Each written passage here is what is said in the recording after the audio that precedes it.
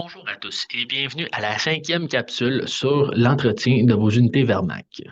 Pour la cinquième capsule, nous allons parler du rechargement de vos unités.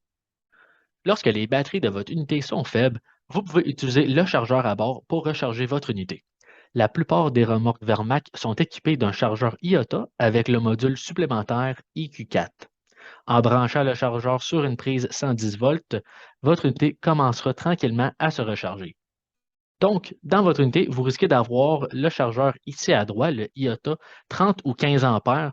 Pour identifier si c'est le 15 ou le 30, vous pouvez voir sur l'étiquette ici, il va avoir le chiffre soit DLS 15 ou DLS 30. Pour ce qui est du chargeur intelligent, ça, c'est un petit module qui va se brancher directement à l'extérieur du chargeur externe. Donc, si on regarde un petit peu les temps de chargement recommandés, pour les batteries 6 volts et les 12 volts, on peut voir qu'avec une différente quantité de batterie, le chargeur va recommander soit plus ou moins de temps. Donc, c'est vraiment une charte qui est recommandée à utiliser lorsque vous allez entretenir et charger vos batteries. Donc, dépendamment si vous avez des 6 volts ou des 12 volts, on veut juste être sûr que vous les chargez suffisamment pour pouvoir les utiliser par après. Si jamais vous n'êtes pas sûr pour l'état de charge ici à droite, vous pouvez aussi la consulter pour voir justement c'est quoi l'état des batteries quand vous allez retirer le chargeur.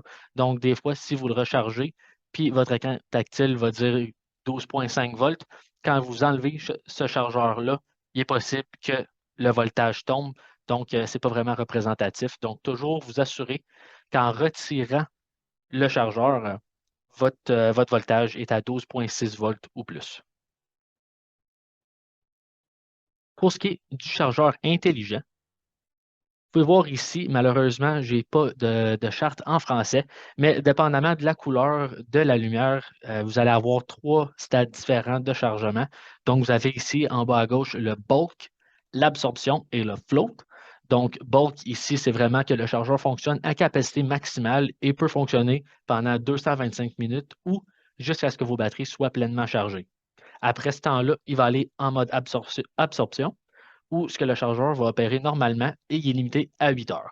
Donc, celui-ci va juste tranquillement recharger les batteries. À ce stade-là, il va tomber en mode float, qui va juste garder cette charge-là pendant une période de 7 jours. Une autre remarque vraiment importante avec le chargeur intelligent, c'est que le module fonctionne seulement pendant une période de 24 heures s'il est en bulk ou en absorption. Donc, cette limite-là permet d'éviter d'endommager vos batteries en cas de surcharge. Ce qui va arriver, c'est que lorsque le niveau de la batterie est trop faible, le chargeur ne peut pas la charger complètement à cause qu'il y a une limite de 24 heures. Donc, une fois que ce 24 heures-là est écoulé, vous devez juste éteindre le IQ4 ou le débrancher et ensuite le rebrancher pour réinitialiser le chargement.